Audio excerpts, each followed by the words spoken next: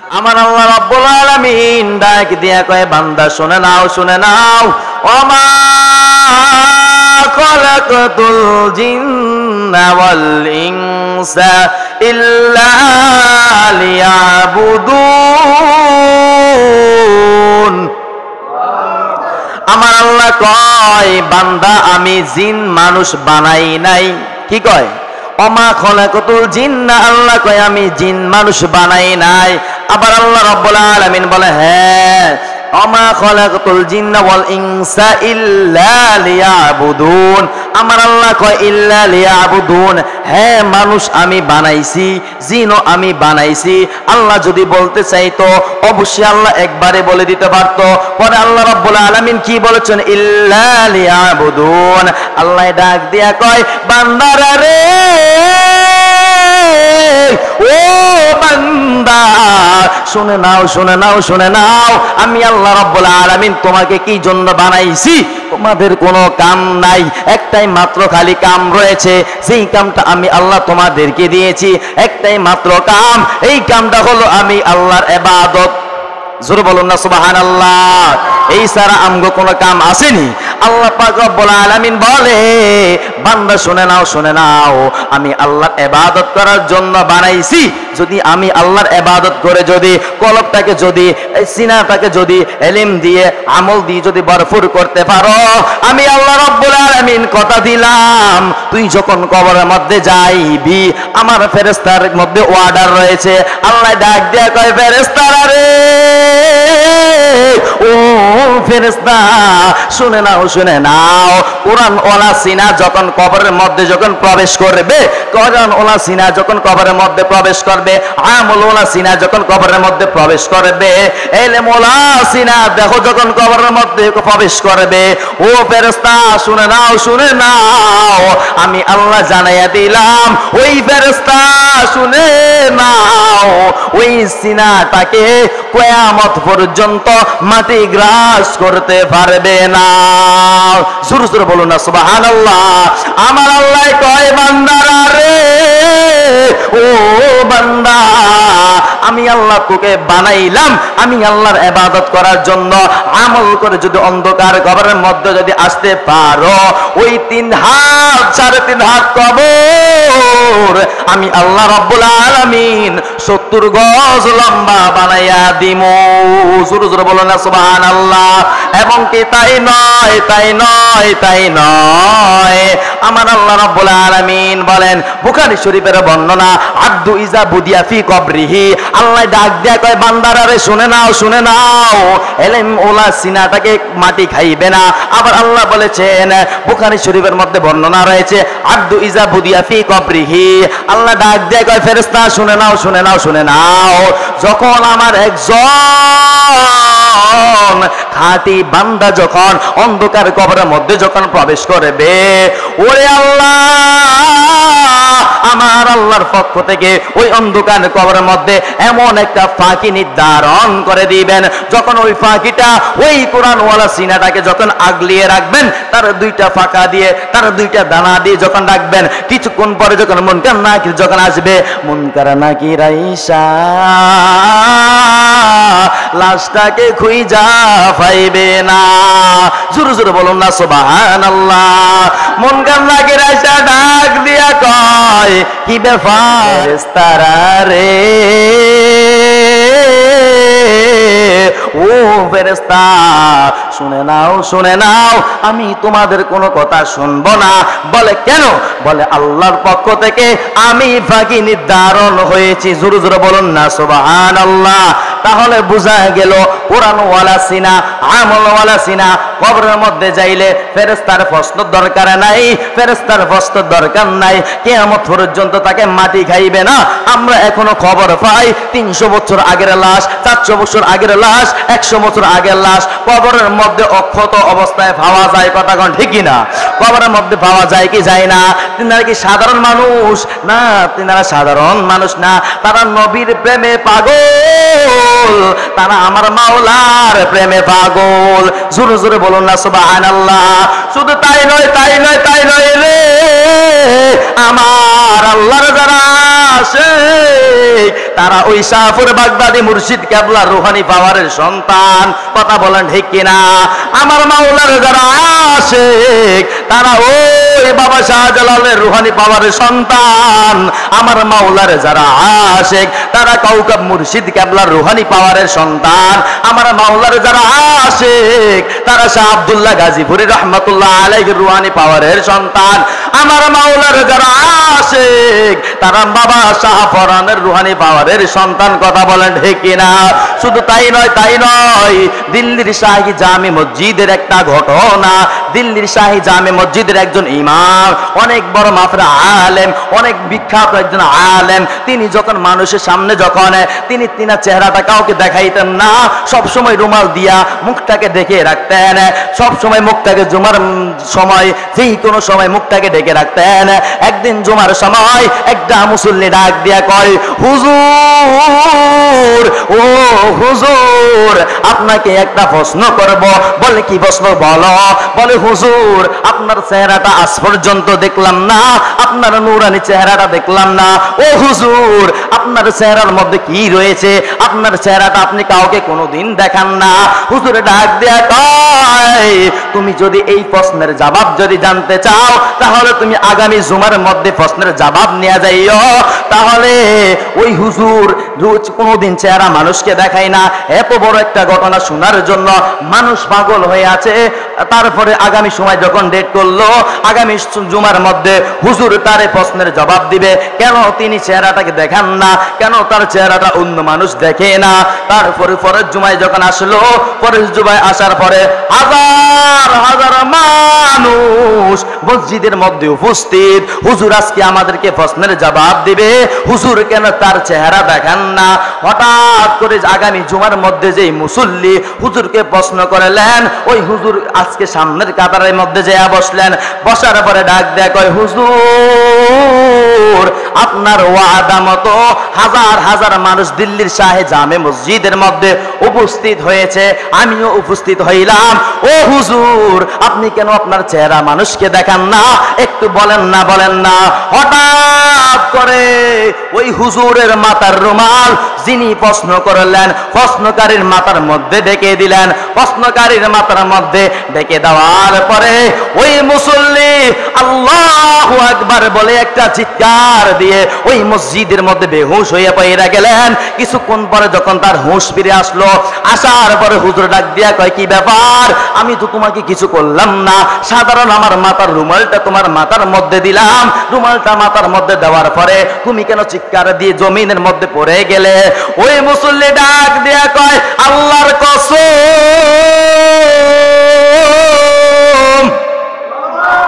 ওই মুসল্লি ডাক দিয়া কয়, আল্লাহর কসম, ও হুজুর, ও হুজুর, ও হুজুর, আমি আল্লাহর কসম করে বললাম, আমি দিল্লির লক্ষ লক্ষ মানুষের মধ্যে আমি তাকায়া দেখলাম মানুষ নাই, মানুষ নাই, মানুষ নাই।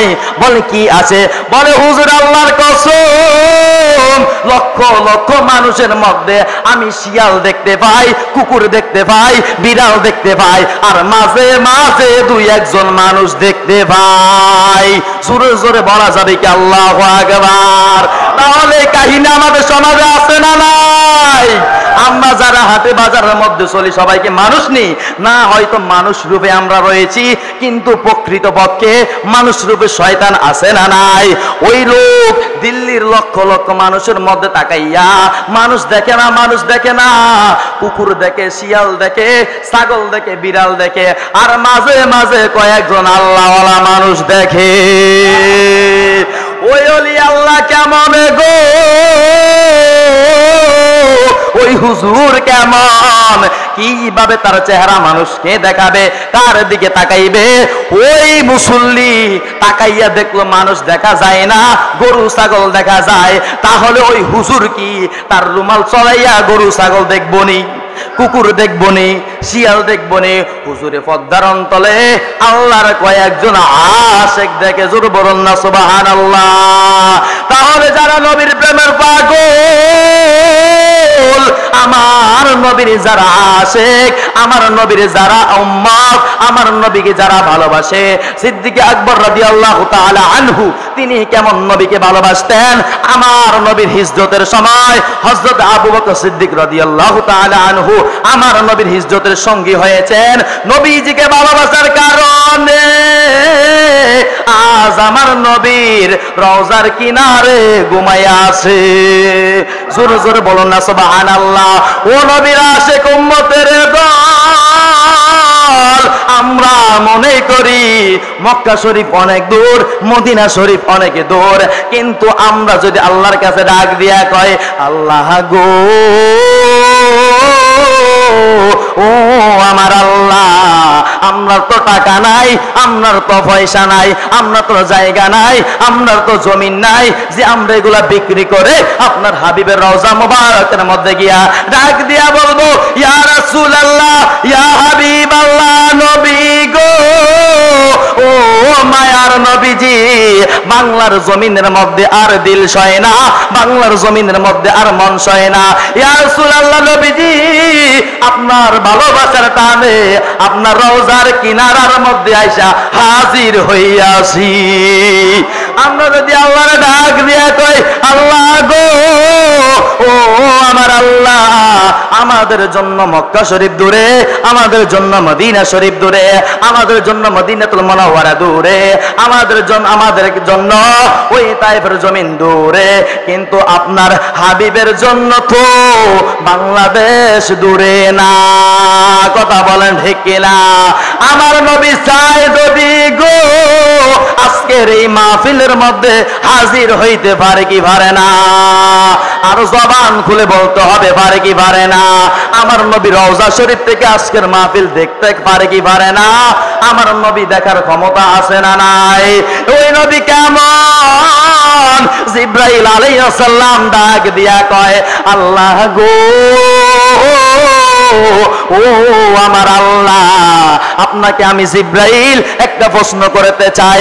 আল্লাহ ডাক দিয়া কয় জিবরাইল রে, ও জিবরাইল, কি প্রশ্ন করবা আমারে করো, কি প্রশ্ন করবা আমারে করো।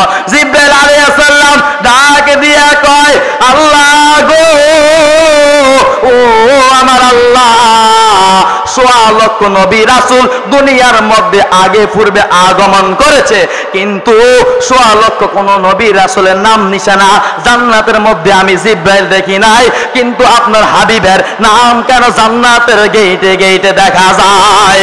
জোরে জোরে বলুন না সুবহানাল্লাহ। আল্লাহ ডাক দিয়া কয় জিবরাইল রে, ও জিবরাইল, তুমি কি জানোনি? কয় কি? আমার আল্লাহ ডাক দিয়া কয় আমি নবীকে রহমাতুল লিল আলামিন বইলা ঘোষণা দিয়েছি। জোরে জোরে বলুন না সুবহানাল্লাহ।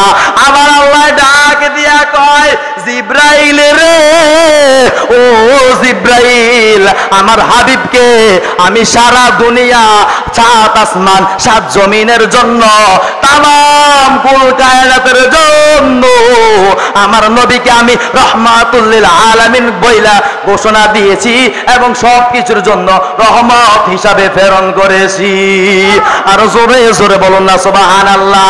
জিবরাইল আলাইহিস সালাম ডাক দিয়া কয় আল্লাহ গো, ও আমার আল্লাহ, জান্নাতের গেইটে গেটে আপনার নবীর নাম, আমি একটা ফলের মধ্যে হাত দিলাম, ওই ফলের মধ্যে দেখি আপনার জিবরাইল রে, ও জিবরাইল, আমার নবীর নাম মোবারক তুমি কোথায় দেখো নাই সেইটা বলো।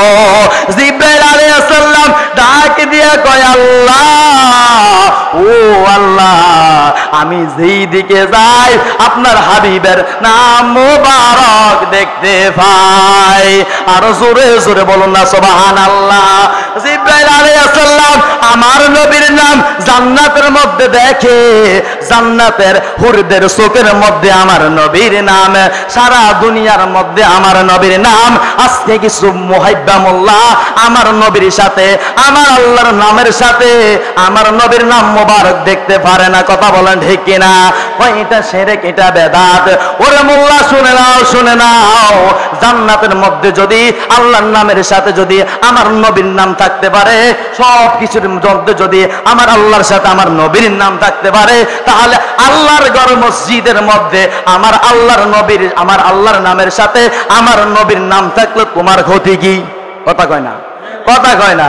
আল্লাহর যদি চায় আমার নবীর নাম আল্লাহর নামের সাথে থাকুক, আমাদের কোনো সমস্যা আসেনি? নাই, আমাদের কোনো সমস্যা নাই।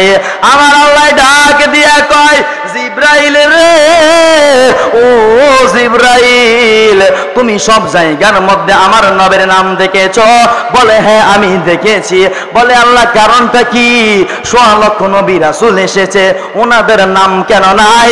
আমার আল্লাহ ডাক দিয়া কয়, জিব্রাইল রে, ও জিব্রাইল, আমার নবীকে আমি আল্লাহ খুব মায়া কইরা বানাইছি। ইয়া রাসূলুল্লাহ, ইয়া হাবিবাল্লাহ, ইয়া রাসূলুল্লাহ, ইয়া হাবিবাল্লাহ, ইয়া রাসূলুল্লাহ, তুমি জীবন, তুমি মরণ, আদার ঘরের তুমি আপন, তুমি মোদের পারের তরি, তুমি নিদানে তরানেওয়ালা, ইয়া রাসূলুল্লাহ, ইয়া হাবিবাল্লাহ, ইয়া রাসূলুল্লাহ। আমার নবী ডাক দিয়ে কয়, আল্লাহ গো, ও আমার আল্লাহ, আমার একটা উম্মতে যদি জাহান্নামের মধ্যে থাকে, আমি নবী জান্নাতের মধ্যে যাইতাম না। আর জোরে জোরে বলা যাবে কি সুবহানাল্লাহ? তাহলে আমার নবীর উম্মত কারা? শুনে নাও মুরাগাঁওবাসীরা রে, আমার নবীর উম্মত কারা? এইখানের মধ্যে যারা বসছে সবাই কি নবীর উম্মত হইতে পারছেনি? পারে নাই। নামে উম্মত কামে নাই, কথা কোন ঠিক কিনা? আমার নবী বলেছে, উম্মতেরা রে, ও উম্মতেরা, আমি নবীর রূহটা যখন চলে যায় আমার নবীর শেষ বয়সে, আমি তখন আমার পর্দাকালেও আমি তোমাদেরকে সালাতের ঘোষণা দিয়ে এসেছি, নামাজের তালকিন দিয়েছি। ও উম্মতেরা শুনে নাও, শুনে নাও, যেই উম্মত নামাজ পড়ে না সে আমার উম্মত হইতে পারে নাই।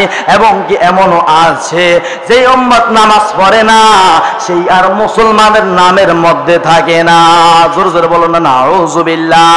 এই জন্য শুনে নেন, শুনে নেন, শুনে নেন, আমি কুরআন কারীম থেকে যে আয়াত কানা তেলাওয়াত করেছিলাম, ইন্নাল্লাযীনা ইয়াকতুমুনা মা আনজালনা মিনাল বাইয়িনাতি ওয়াল হুদা মিন বাদি মা বায়ান্নাহু লিন-নাসি ফিল কিতাবি উলাইকা ইয়ালআনুহুমুল্লাহু ওয়া ইয়ালআনুহুমুল লাঈনুন। আমার আল্লাহ কয়, বান্দার আরে শুনে নাও, শুনে নাও, শুনে নাও, শুনে নাও, আমি আল্লাহ আয়াত কেন কোরআন পাকের মধ্যে দিলাম?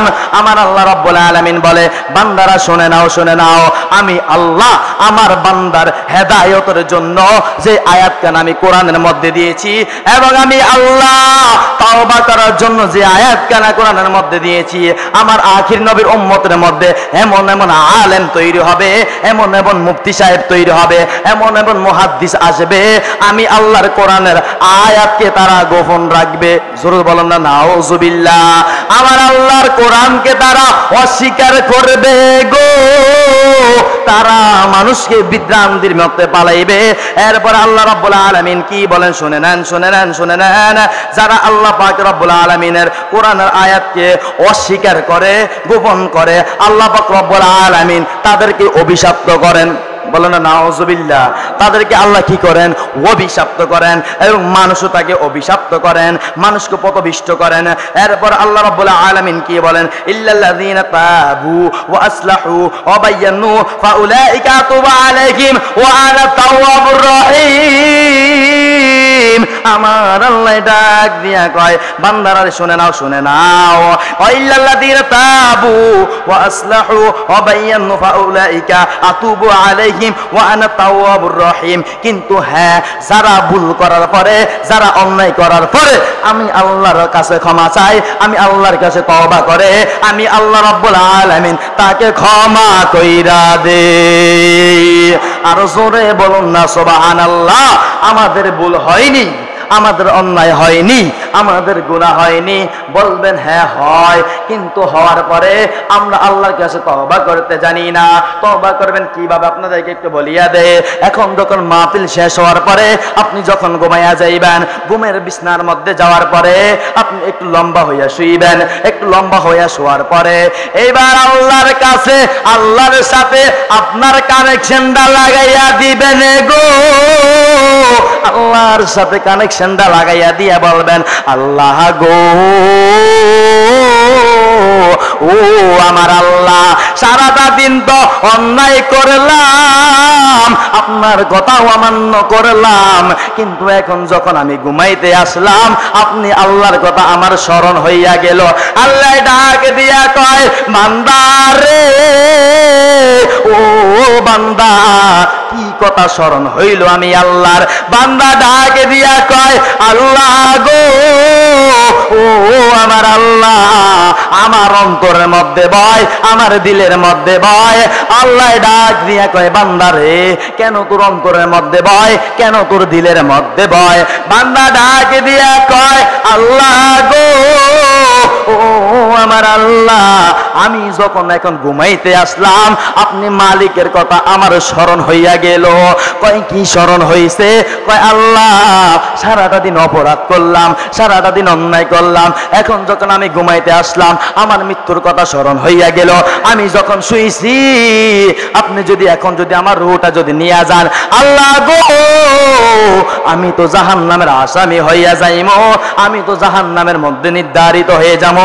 ওই জাহান্নাম কেমন জাহান্নাম, যেই জাহান্নামের মধ্যে আপনাকে যদি ফেলে দেওয়া হয় ওই জাহান্নামের মধ্যে যাইতে আপনার 50,000 বছর লাগিয়া যাইব। জোরে জোরে বলো না নাউজুবিল্লাহ। আপনাকে যদি জাহান্নামের উপর থেকে ছাড়া হয়, জাহান্নামের নিচের মধ্যে যাইতে হইলে আপনাকে 50,000 বছর লাগবো। ওই জাহান্নামে তো আসনের কোনো সুযোগ আছে? আছে? নাই, নাই, নাই, নাই।